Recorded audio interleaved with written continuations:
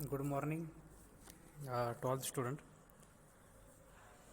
Crop science paper number 1 मधला जो आपण चॅप्टर बघतोय तो म्हणजे पॅडी म्हणजे तांदूळ, राईस.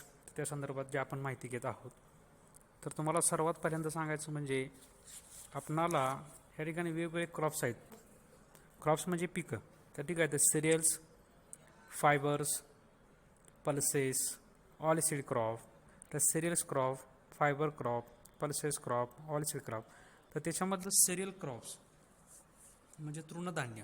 तर तृणधान्यामधलं आपण जे पहिलं बघतो ते आहे पॅडी म्हणजे तांदूळ. तर आपण पॅडीच्या संदर्भात माहिती घेतो. तर अशा पद्धतीचे सिरियल क्रॉप्स जवळजवळ 8 सिरियल क्रॉप्स आहेत. त्याच्या संदर्भात आपल्याला डिटेल्स माहिती घ्यायची, एकेका क्रॉपचे डिटेल्स माहिती घेणे गरजेचं आहे आणि तेच अभ्यासक्रमाचा भाग आहे आणि तेच पुन्हा परीक्षेसाठी सुद्धा या संदर्भातलेच प्रश्न विचारले जाते, क्रॉप्सच्या संदर्भातली माहिती. तर आपण या ठिकाणी जो आज पॅडीमधला जो भाग बघणार आहे ते आहे प्रिपेटरी टिलेज म्हणजे नांगरण. ठीक आहे. तर आपण ज्यावेळेस तांदूळ आहे तर तांदळाची ज्यावेळेस लागवड केली जाते तर तांदळाची लागवड करताना कोणकोणत्या गोष्टी केल्या जातात तर त्याला प्रिपेटरी टिलेज म्हणजे नांगरटी कशी केली जाते त्या संदर्भातली माहिती आहे. तर त्याच्यामध्ये बघा की नांगरण कशी केलं जातं. Land is preferred for 2 kind of cultivations. तर लागवडीच्या 2 वेगळ्या पद्धती आहेत. 2 काइंड्स ऑफ कल्टिवेशन. तर 2 वेगळ्या पद्धती आहेत. तर पहिली पद्धत आहे ड्राय कल्टिवेशन आणि 2 नंबरची पद्धत आहे ते आहे वेट कल्टिवेशन. ड्राय कल्टिवेशन आणि वेट कल्टिवेशन अशा 2 वेगळ्या पद्धतीची नांगरण या ठिकाणी केली जाते किंवा प्रिपेटरी टिलेज त्याला असं आपण म्हणू शकतो. तर ड्राय कल्टिवेशनमध्ये काय असं म्हणलं गेलं आहे की ड्राय कल्टिवेशनमध्ये काय म्हणलं की 1 नंबर बघा, in upland dry paddy land is plough with light land is ploughed with light plough in समर.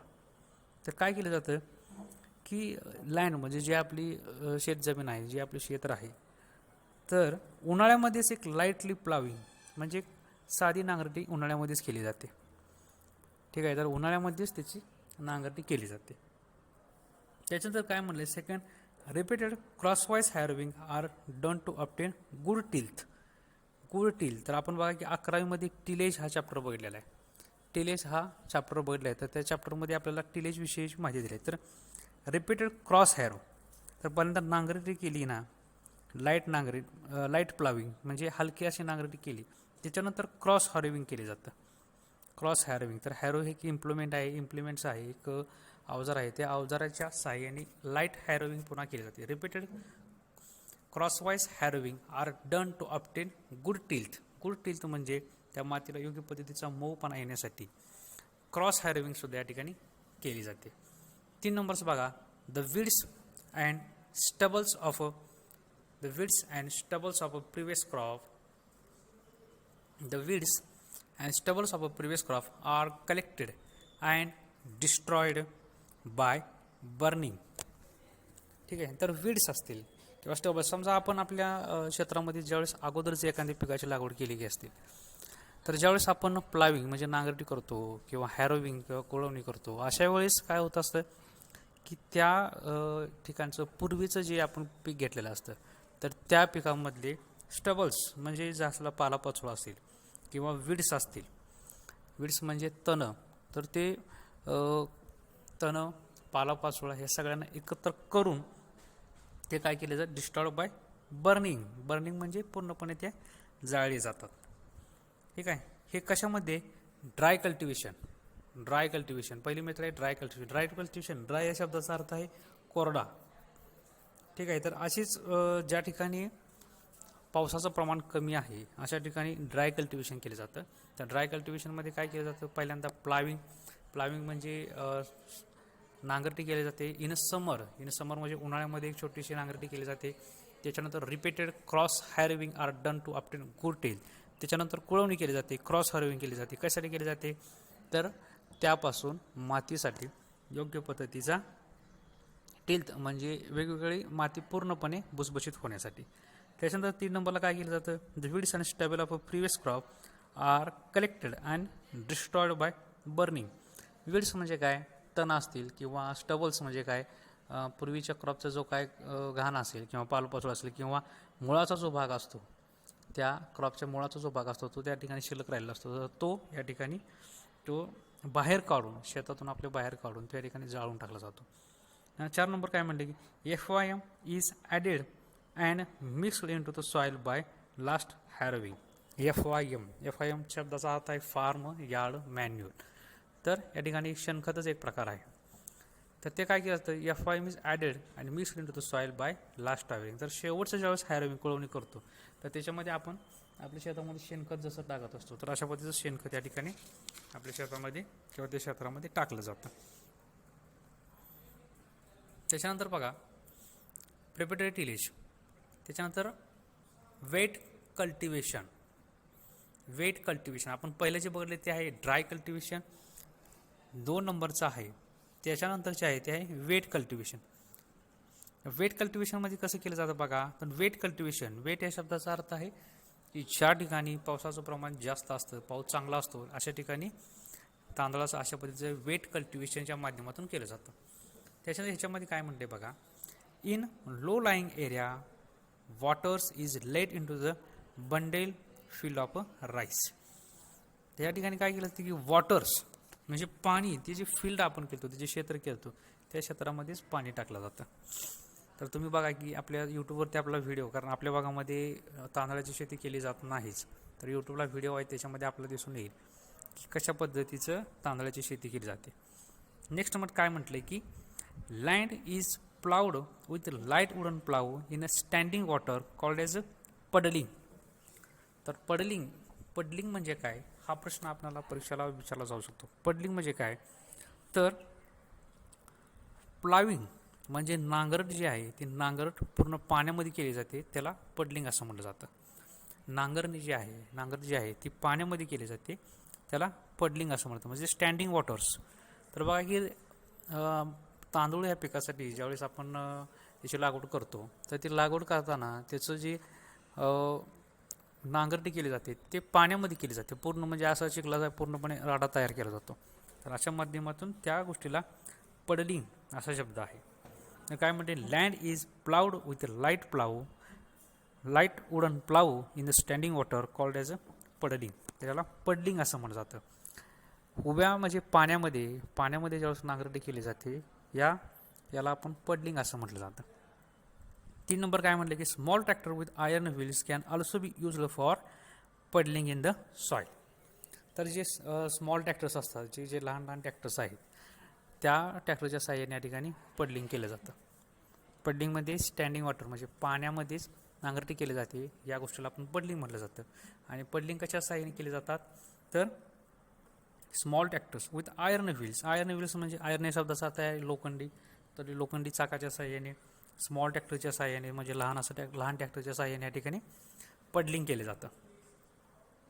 त्याच्यानंतर काय म्हटलंय 4 नंबरला काय केलं जातं की the puddled field is then levelled by planker and soft seed bed is preferred for transplanting.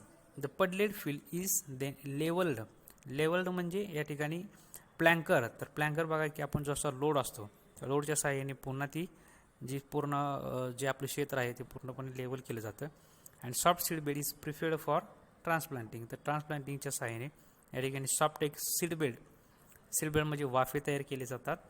म्हणजे या ठिकाणी ट्रान्सप्लांटिंग म्हणजे काय, आपण म्हटलं की काल आपण बघितलं की जे नर्सरीमध्ये जे बियाणं करून त्याच्यापासून आपण जे रोपं तयार करतो, ते रोपं आपल्यानंतर क्षेत्रामध्ये आपल्या हव्या त्या क्षेत्रामध्ये ट्रान्सफर केली जातात, त्याला ट्रान्सप्लांटिंग म्हणतात.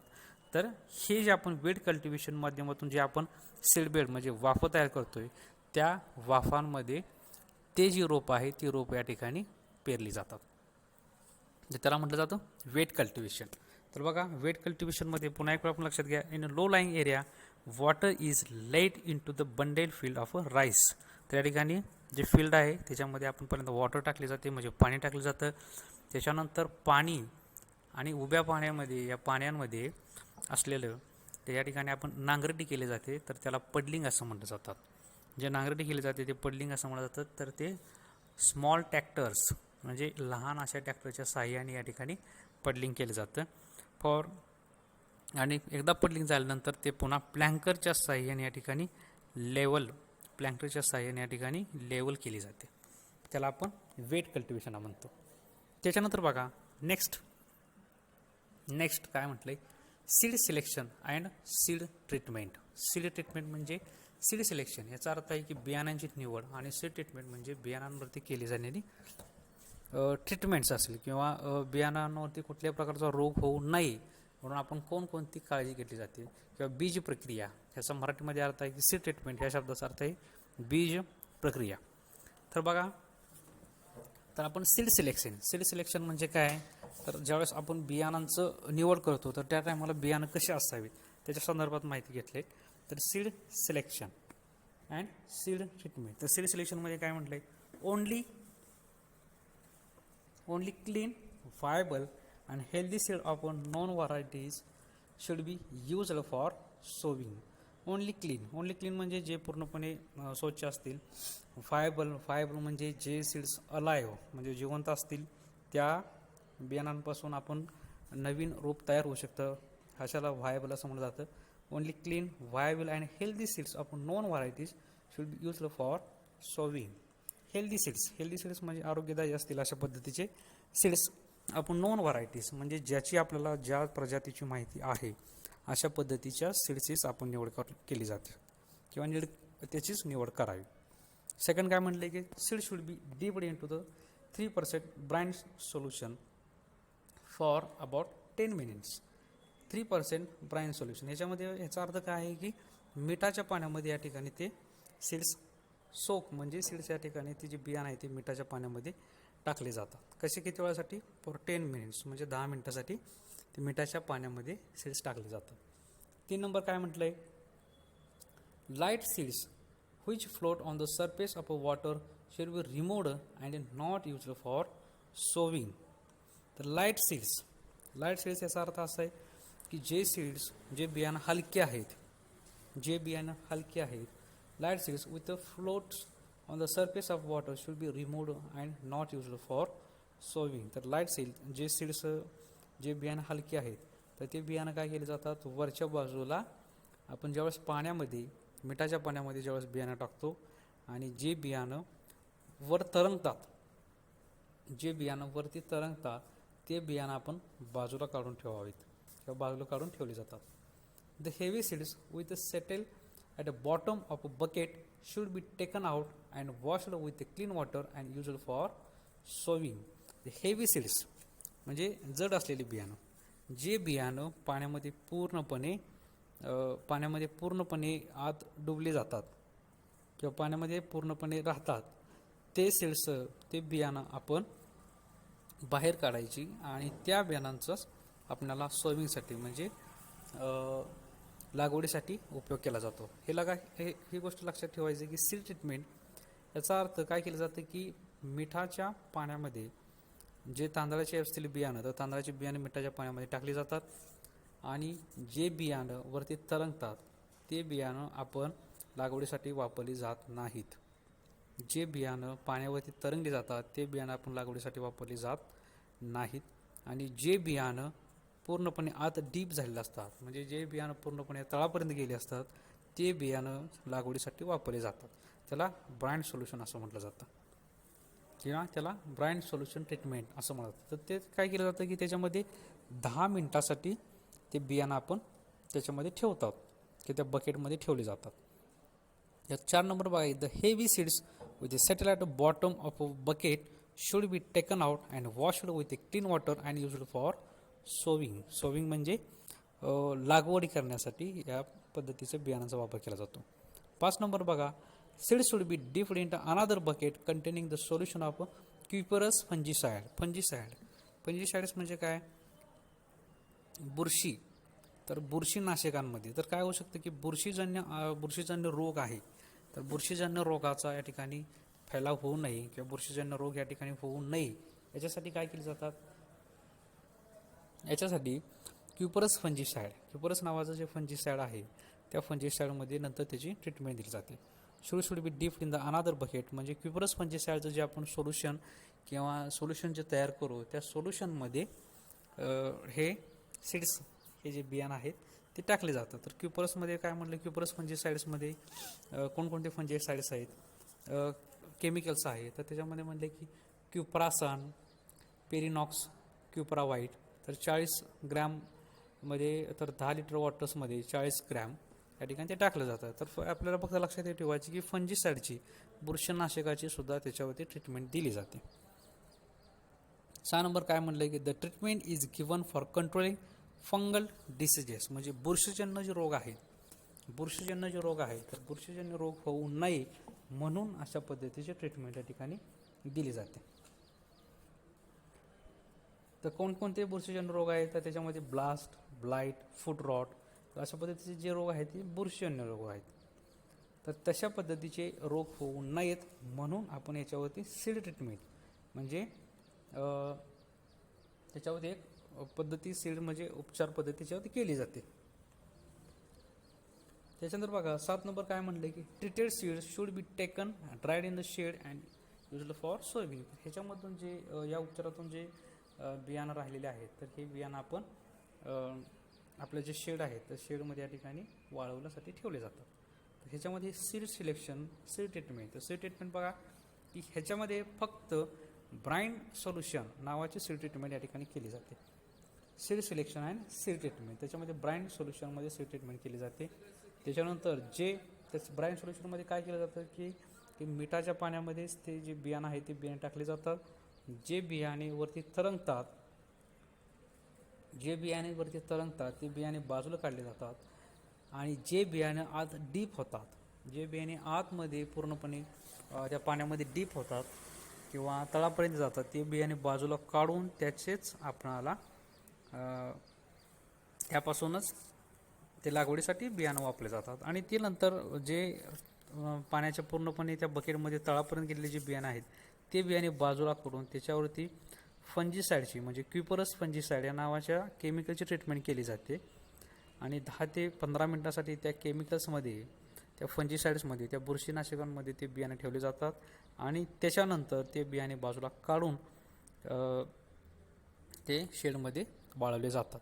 तर कशासाठी फंजीसाइडची ट्रीटमेंट आपण कशासाठी करतोय, बुरशीनाशकांची ट्रीटमेंट कशासाठी करतोय, तर त्याच्यापासून ब्लास्ट, त्याच्यानंतर ब्लाइट, फूट रॉट अशा पद्धतीचे जे फंगल डिसीजेस आहेत, म्हणजे बुरशीपासून येणारे जे रोग आहेत, तर अशा पद्धतीचे रोग होऊ नयेत म्हणून आपण असे ट्रीटमेंट करत असतो. त्याच्यानंतर बघा की main cropping season of rice in India. तर एका वर्षामध्ये जवळजवळ राईस आहे, तांदळाचे 4 वेगवेगळे सीझन आहेत बघा. तर त्याला आपण मराठीमध्ये काही म्हणू, तर त्याच्यामध्ये इंग्लिशमधले जे नाव आहेत आणि त्या संदर्भातूनच आपण माहिती घेणं गरजेचं आहे. तर इंग्लिशमध्ये तर पॅडी सीझन जे आहे, म्हणजे तांदळाचे जे वेगळे सीझन आहेत ते 4 वेगळे सीझन आहेत. तर औस म्हणजे ऑक्टम, अमान, बोरो और दलिया अँड समर. तर हे 4 वेगवेगळे सीझन आहेत. तर त्याचे ड्युरेशन बघा, तर ज्यावेळी औस किंवा ऑक्टम, तर पहिला जो पालवी येण्याचा पहिला जो सीझन असतो, तर मे आणि जूनमधला जो सीझन असतो त्याला औस किंवा ऑक्टम असं म्हटलं जातं. तर त्याच्यामध्ये जवळ आपण सोविंग किंवा त्याच्यामध्ये जवळ पेरणी केली किंवा मे आणि जूनमध्ये जर पेरणी केली तर ते औस किंवा ऑक्टम सीझन झाला. त्याचे सप्टेंबर आणि किंवा ऑक्टोबरमध्ये त्याचं हार्वेस्टिंग, म्हणजे त्याची काढणी केली जाऊ शकते. मे आणि जूनमध्ये जर त्याची पेरणी केली तर सप्टेंबर किंवा ऑक्टोबरमध्ये त्याची काढणी केली जाऊ शकते. त्याचं टोटली ड्युरेशन, त्याचा म्हणजे कालावधी आहे तो 100 किंवा 110 दिवसाचा होऊ शकतो. त्याच्यानंतर 2 नंबर आहे अमान असेल तर जून किंवा जुलैमध्ये जी पेरणी केली जाते त्याला अमान सीझन असं म्हटलं जातं. तर त्याच्यामध्ये काय येतं की नोव्हेंबर किंवा डिसेंबरमध्ये काढणी केली जाऊ शकते. आणि त्याचा टोटली ड्युरेशन, त्याचा जो कालावधी आहे तो 140 ते 180 दिवसाचा होतो. 3 नंबर आहे बोरो किंवा डलिया. तर ते डिसेंबर किंवा जानेवारीमध्ये जे सोविंग, ज्याची जी लागवड केली जाते आणि त्याच्यामध्ये हार्वेस्टिंग म्हणजे काढणी मार्च किंवा एप्रिलमध्ये केली जाऊ शकते. तर हा पूर्णपणे कालावधी 100 ते 110 दिवसाचा होऊ शकतो. 4 नंबर आहे समर म्हणजे उन्हाळी सीझन. त्याच्यामध्ये काय येतं की फेब्रुवारी किंवा मार्च याच्यामध्ये त्याची लागवड केली जाऊ शकते आणि जून किंवा जुलैमध्ये त्याची काढणी केली जाऊ शकते. तर समर सीझन ह्याला म्हटलं जातं. तर तो आहे 110 ते 120 दिवस. 110 ते 120 दिवस म्हणजे एका वर्षामध्ये जवळजवळ 4 वेळा आपण पॅडीचं म्हणजे राईसचं कल्टिवेशन किंवा राईसचं आपण क्रॉपिंग लागवड करू शकतो. तर ही आहे सीड सिलेक्शन आणि सीड ट्रीटमेंट ऑफ राईस.